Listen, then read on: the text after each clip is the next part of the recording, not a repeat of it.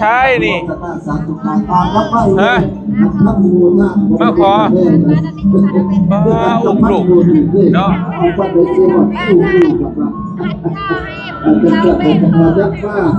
ลูกเจ้าพ่อนี่เอาไปชื่อนั่นให้ลูกกินเด้อเอาละเอาลูกอ่ะโอ้ยโดยไทยอยู่โอ้ยขอบใจไปที่ได้ชอบดูรูปก็ใช่เอาผู้หลักใช่ผู้นี้เจ้าโอโมทนาสาธุก็ก็มีปัจจัย100,000ที่บอกกับขอให้แสนลำแสนรวยแสนนักแสนพี่ด้วยขอเด้อได้จะไปชื่อยังชื่อเขาดีเด้อโอเค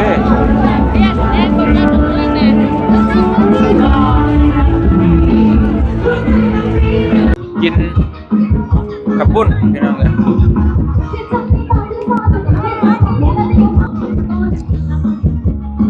ไปสบายดีสบายดีก็ลูกคุณยายก็คือให้อยู่บนมาป่ะเอาเลี้ยงน้ำพี่น้องเด้อ2 คนเด้อโอเค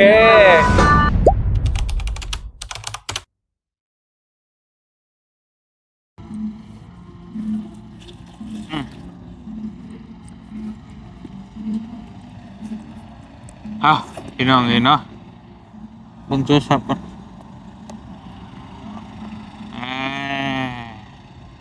มาหอดแล้วบ้านสบายเลยก็ลูกคุยจ้ากันจ้าอีหล่าไม่ใช่นี่พี่น้องเนาะสบายดีเด้อพี่น้องทักทายสบายดีพ่อแม่พี่น้องบ้านสกูทุกคนเนาะวันนี้เขากับพาลูกสาวมาเที่ยวงานพัดพูนพี่น้องเนาะมาเที่ยวพระธาตุพูนที่เขามากราบไหว้อะไรปกติอะไรมีงานบุญกราบนมัสการนะงานนมัสการพระธาตุพูนพี่น้องเมืองเซบุทองแขกสวรรณเขตนะพี่น้องเนาะกับพาลูกสาวมาลิดแต่ว่าลูกสาวกุ๊กบ่มาเพิ่นมาเพิ่นหนาวพี่น้องเลยก็เลยบ่ได้มาจ้อยโอ้ไปก็ไปเลาะลิดบ้านนี่เนาะไปโทรศัพท์เครื่องหนึ่งเสียโทรศัพท์จับลูก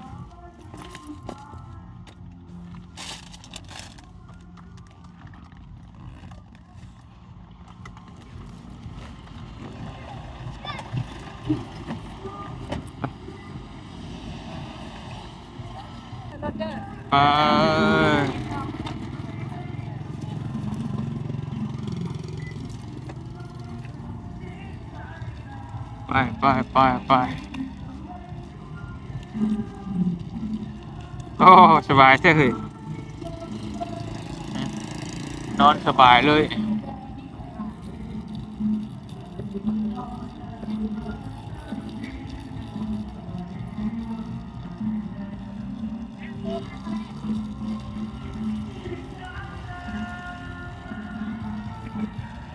พอเลิกกันถามแป๊บนึงเด้อ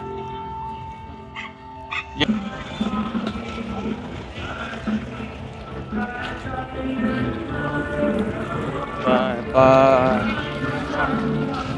เป็นชิ้นหน่อยที่ใหญ่ทำได้งานปีนี้พี่น้องเลยเนาะบ่ได้มาตะดนเลยอันนี้มาลินธาตุโพนบืนสิไปธาตุพนมพี่น้องเลย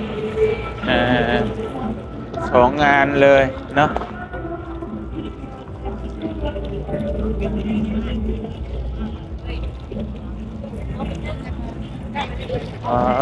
โชว์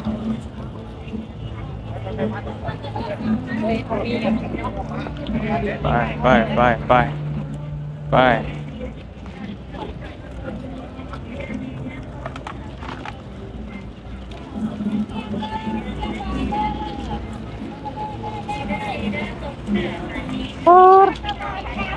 มันไม่มาตอกลาย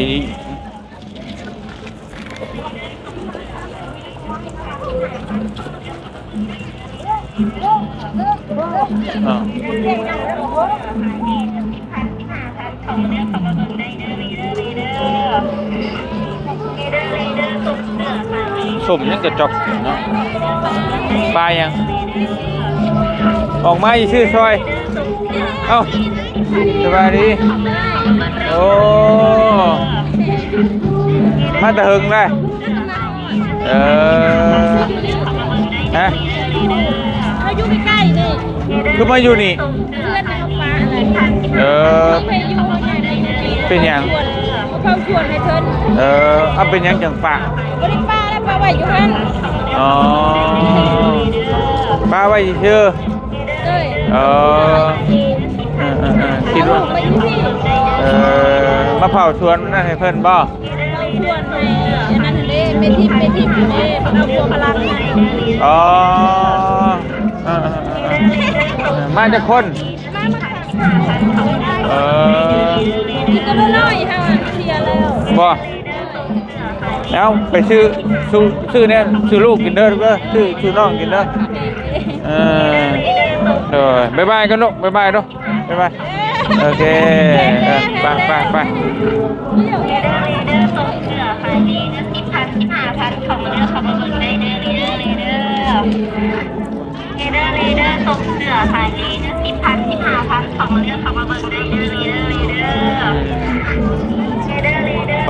พี่น้องกดไลน์เนาะใหญ่เติบเลยพี่น้องจะเอาบุเห็นภาพเนาะ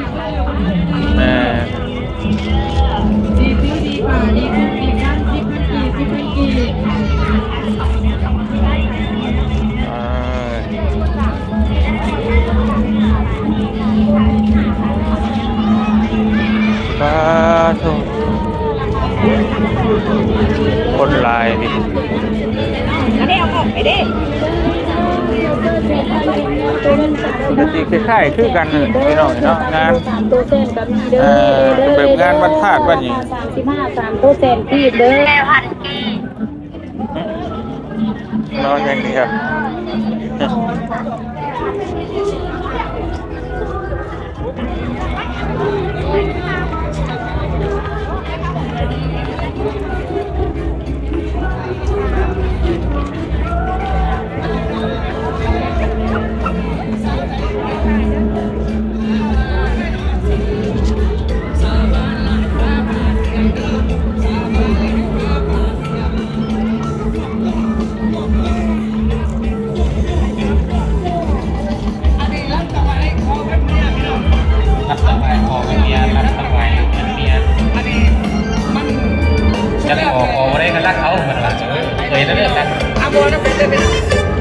รักน้อยมูเลยรักหลายมู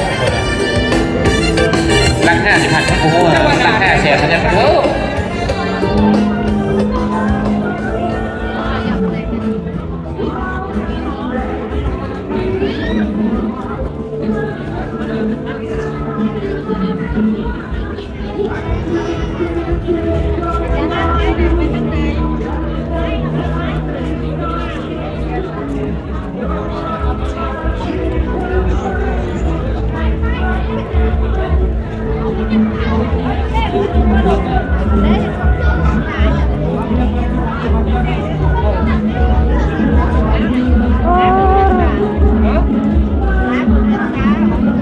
แต่กระชวด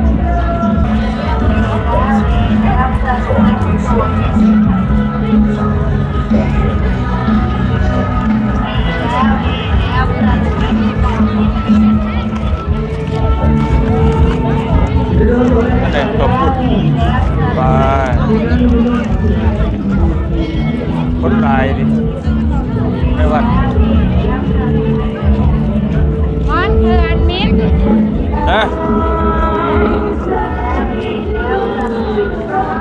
มีกันหน่อยครับถ้าจะไปซื้อยังซื้อข้าวดีเด้อโอเค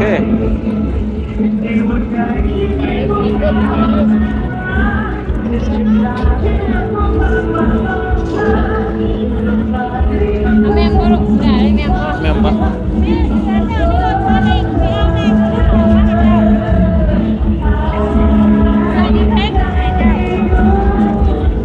ไป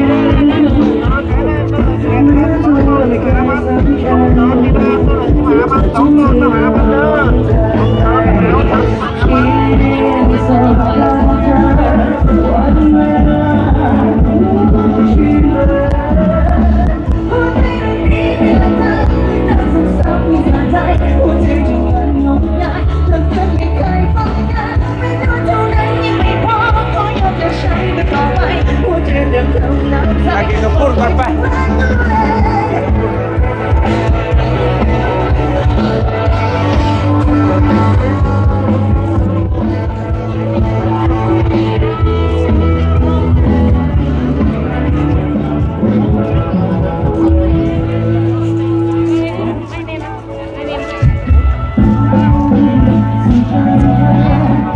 กินกระปุ้นก็ยังแล้วหิวข้าว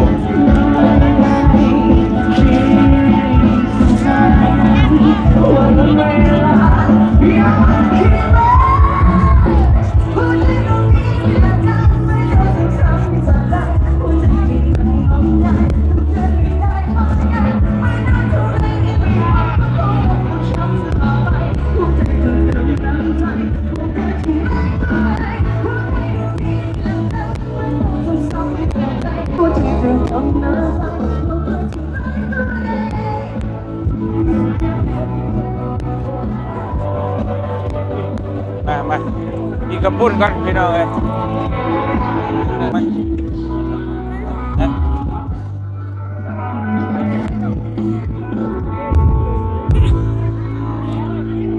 เอากระปุ้นน้องอะไรยังกระปุ้นเถื่อหนึ่งกระปุ้น2 ถ้วย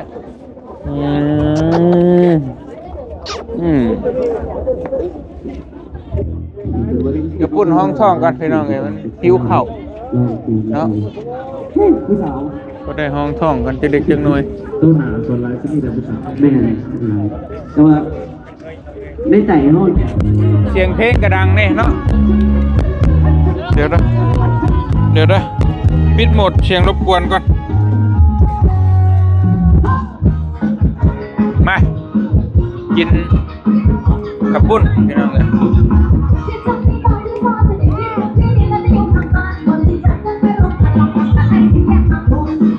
น้ำกับปุ้นกับน้ำหมกแกงพี่น้องเลยน้ำลายก็ได้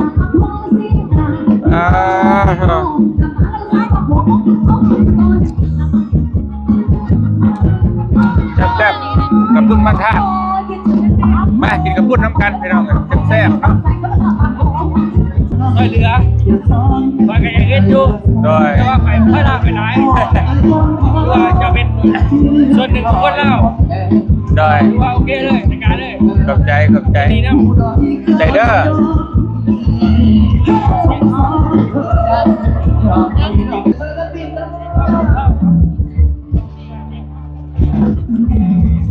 โดยมาจากบ้านใดเมืองใด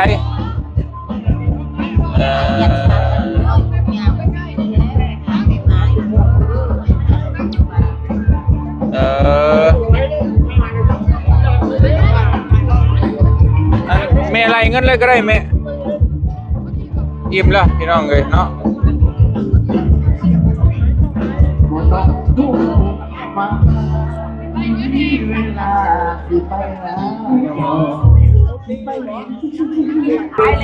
พี่น้องของกินจะหลายเนาะกินข้าวอิ่มแล้วก็มาเลาะต่อบาท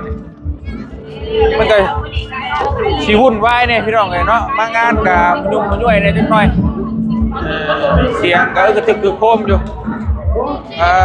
โตนาเวทีคนนั้นไปนี่จะแน่มากขนาด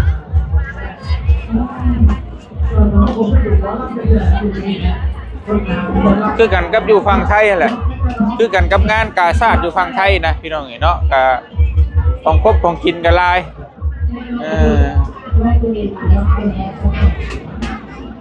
ปืนพี่น้องสิไป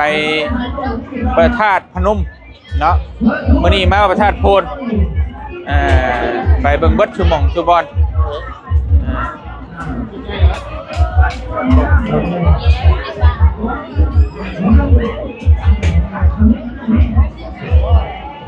หมู่ก็จักไปใส่บ่มีฮอดหมู่มันเนาะ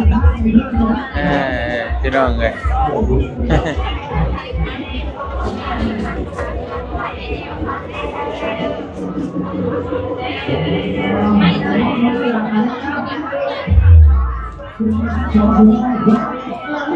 แต่ว่า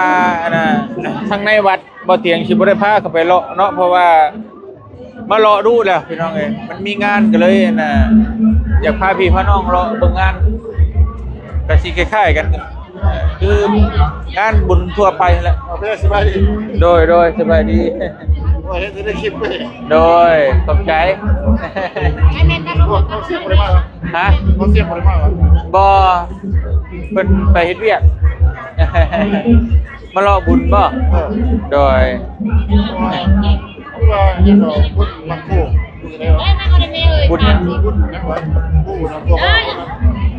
เวลาประเทศนี่ก็มาทางเนาะแล้วบ่แม่นเฮ็ดหนทางแต่ว่ายังบ่แล้วดอกยังบ่แล้วจ้ะโดยเพราะว่าได้ยินหมู่บอกมาแต่ผู้แล้วแต่มีข่าวมาไปมาจะมีกากันใน2 ปีอ๋อโดยก็นั้นบ่ก็ได้ไปเฮ็ดอันน่ะสร้างเกียร์เด้ประตูสร้างเกียร์โดยพ่ออยู่บ้านไหนเที่ยวดีวะเล่าดีวะอยู่เล่าแล้วคืออยู่ที่ไหนบ่อยู่บ้านเฮานี่แหละอยู่ที่ไหนอยู่อันน่ะสีทองนี่คำเฒ่าเด้สีทองคำเฒ่าคำเฒ่าซุยนี่โอเคโดยไปเดี๋ยวพาลูกไปรอก่อนโอเคโดยพาลูกมารอกันเลยครับอันนี้บ่โดยไปสบายดีสบายดีก็ลูกทุจ้าอ้วนแต่เอ้ยหนาบ่ได้มาวะนี่ผู้ใหญ่ได้บ่ได้มาวะผู้ใหญ่เพิ่นบ่มามาแต่ผู้น้อยบ๊ายบายลูกบายแล้วก็เด้อโดยลูกว่ายังนั่งบ่ลูกก็บ่ได้นั่งได้ฮะลูกก็บ่นั่งรอเกมติไม่ได้อยากลูกถ้าไปน่ะนั่งอยู่ถ้าไปเรื่อยๆถ้าอยู่วงเก่าน่ะบ่นั่งไปลูกไปโดยพ่อโดยใจ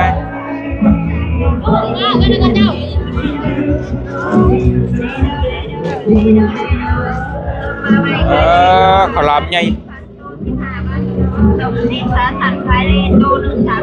3โดนไทย10,000เด้อ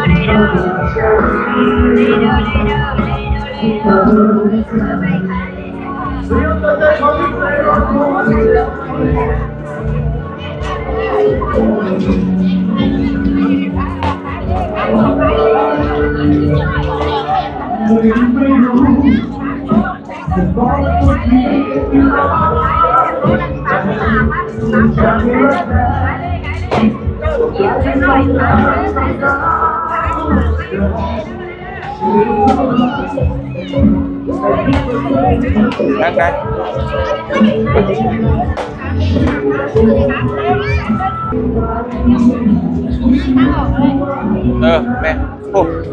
ขอในพวกไรขออยู่ได้ปุ๊บแล้วปุ๊บ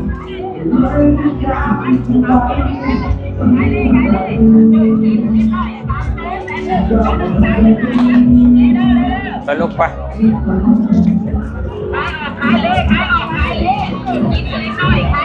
โดยสบายดีเจ้าถ่ายอ๋อมาจะใช้มาตรงไฟดิตรงไฟฮะใกล้ๆนี่ตรงไฟแต่บอกว่าคือบ่อเตียงโดยมากับไผ่อ๋อโดยเล่นแต่แข่งกันเรา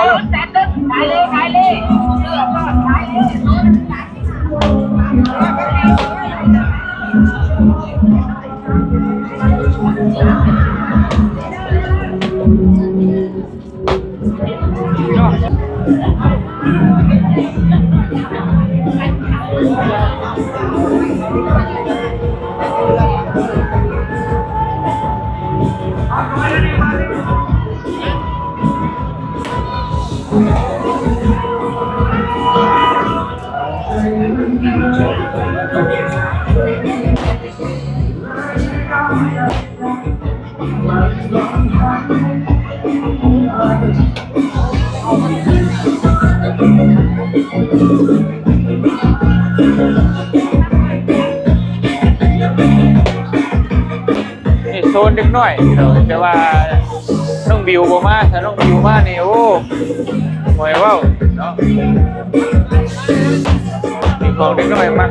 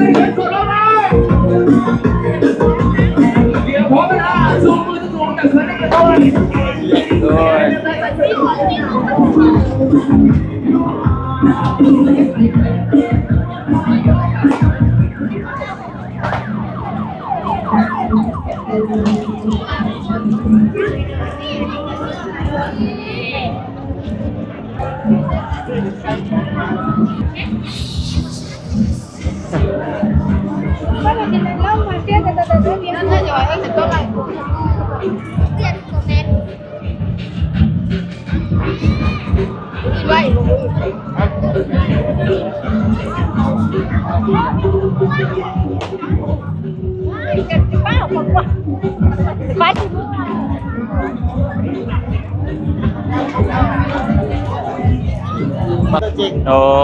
โดยมาแต่บ้านไหน บ้านสีสว่างปลาไหลที่ใกล้ เออ ๆ โดย ในเฟซบุ๊ก สบายดีก็ดูทุจ้าดูทุจ้าโอเค คนจริงข้างหล่อเนาะ ขอบใจ คนที่ข้างหนุ่ม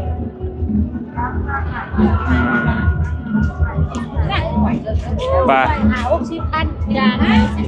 ญาติโยมเข้ามาทำบุญเรียบชาติตักบาตร เขารอเบิ่งอยู่วัด เนาะ เนาะ บุญคนนี้เขามีไฟปันแจกเพื่อทำเอากินเก่า มา เอา เบิ่ง กิน แก๊ป เก่าก ลางคืน อิ่มจะได้บุญคนนี้เขามีขายในตลาดกาดตีแบ่งกันบ่ได้ไปทำไปหากสิเห็นจะได้บอกไปออกเนาะ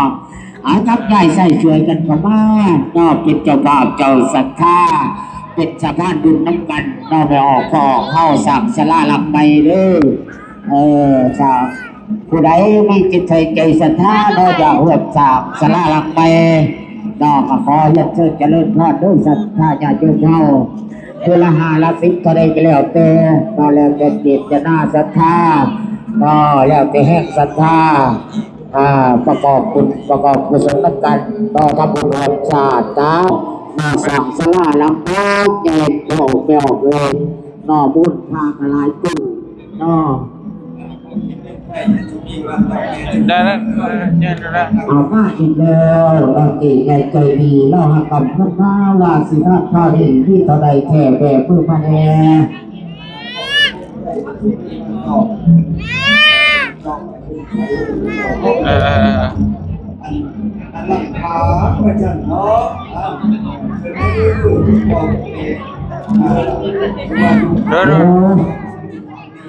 ไปเห็นจะได้ชอบดูครับ โดยใครอยู่ เห็นโต๊ะจีกันแล้วเนาะ โอ้ยขอบใจ ไ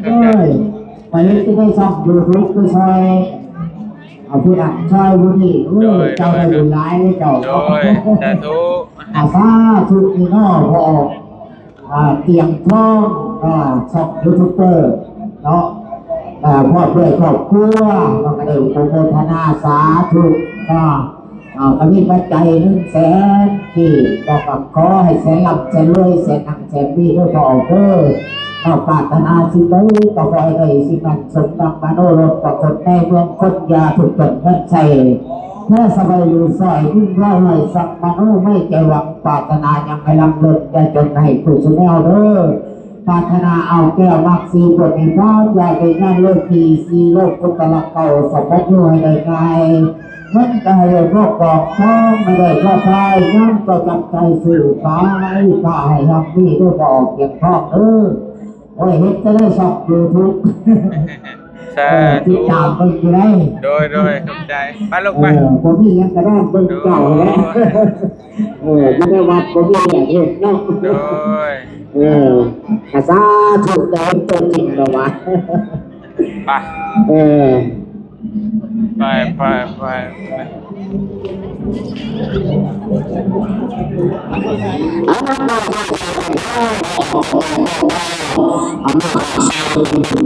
น้ำจะเป็นแบบจับก็ผู้ใดมีเจตนาถ้าจะเลือกจากจะว่าดังๆด้วยเป็นบุญพ่อป้าเด้อ โทษพี่น้องมาเห็นมาใช้นี่ฮะมาขออุ้มลูกเนาะ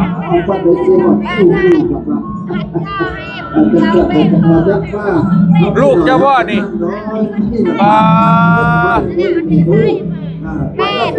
มาจากไทยเมืองใด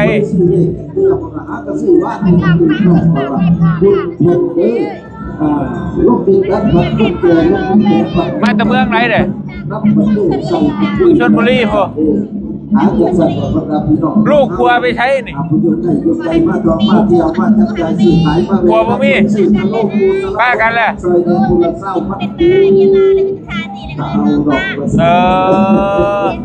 เจ้าได้สามารถ2-3 คนนี่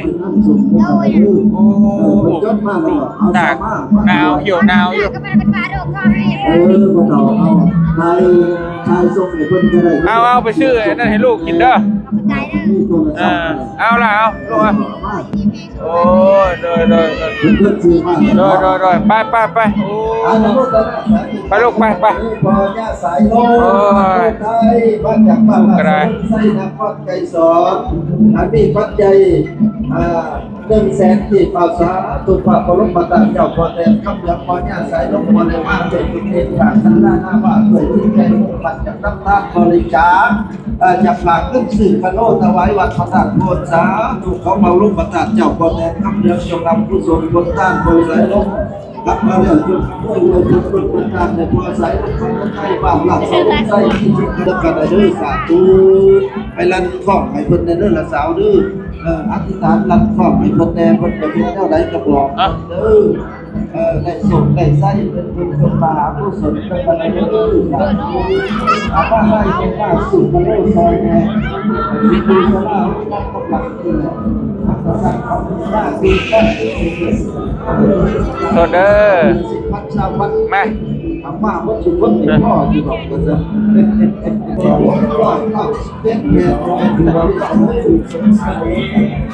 คงประเทศไป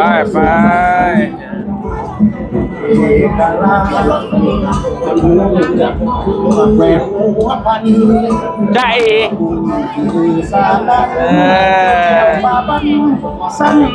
มันจะคนฮะ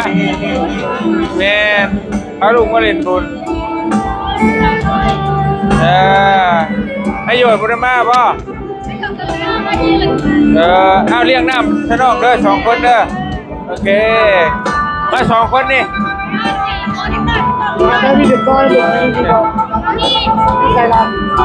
ไปฮะโดนเติมแล้วโดยผลิตภัณฑ์อาหารลาวคนลาวเป็นผู้ผลิตดำรงชีวิตเสนอพ่อแม่พี่น้องเด้อย่างไกลไปไกลมาจะลืมมาแวะอุดหนุนซื้อซิมเจ้าป้าบำกรุงต้องรองเฮาเนาะ ไปชิมอยู่ซิมฟรีเด้อซิมฟรีเนาะผู้ซื้อผมเป็นเด้อมาซื้อกันได้เด้อพี่น้องเด้อขอเชิญใครนี่ก็ได้อ่ะ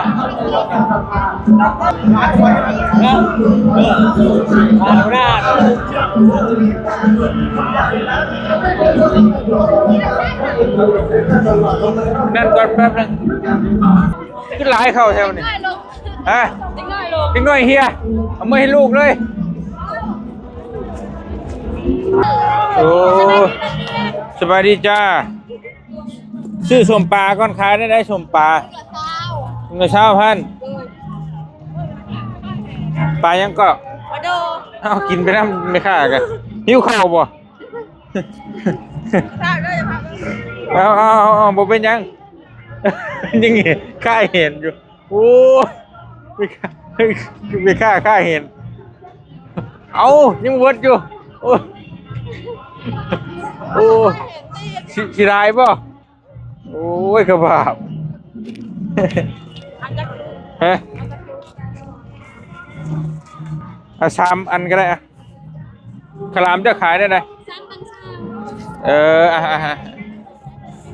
เอา40ก็ได้40เดี๋ยว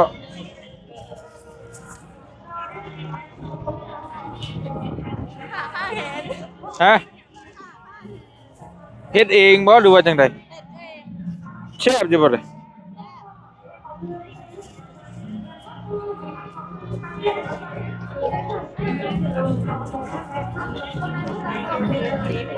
ำซ้อมนั่งได้บันเตียงเด้อ ตื่มช่องบ้างพู เลย ใจดีใจกว้างแท้โอ้ยเนาะให้เรา20,000ฮะ ต้นเท่าไรก่อน ทอน100,000 โอ้ย เอ้า60ทอนเท่าไหร่ท่าน 70พอหาทิพย์เนาะ มาเมนถึกแล้วอ่ะบ่หยอกแล้วบ่ว่าไม่ค่าบ่จักทอนเงินถอนตัวเจ้าได้นี่น่ะไปพี่น้องเอ้ยไป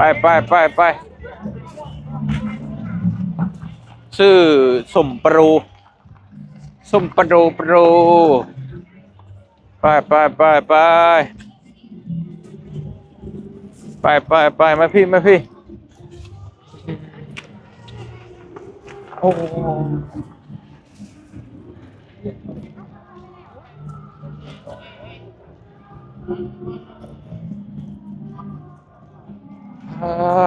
เมื่อก่อนเลาะเมื่อก่อนพี่น้องเอ้ยเนาะแต่แซ่บเนาะตีนเนาะ ทิพย์ไม่ทิพย์ ฮะชุกหรือว่าตีนตัวนั้นนะจะได้ห่อนๆนั่นนะยังบ่ชุกบ่ยังเบิ่งดูยังบ่เอาตัวนี้ก็ได้มาใครลูกได้ชนะจัก10 หน่วยแน่ลูกใหญ่อยู่บ่พอดีกินนี่จักมันชำใดเนาะพอดีนี่บางคนก็พอดีหน่อยพอดีใหญ่อาหารไม่อะ ไม่กระดุมนั้น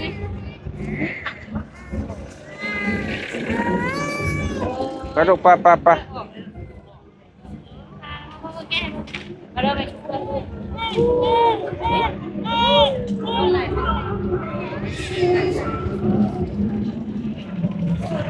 ตัวไรก็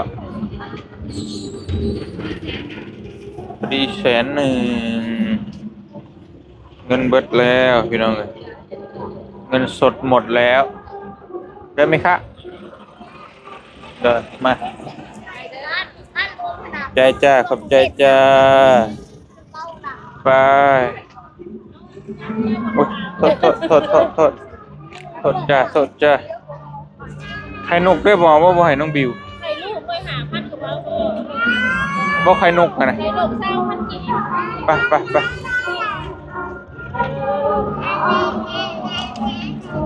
โอ้ยพี่น้องไงเนาะเมนบิวซื้อถ้วยมึงไง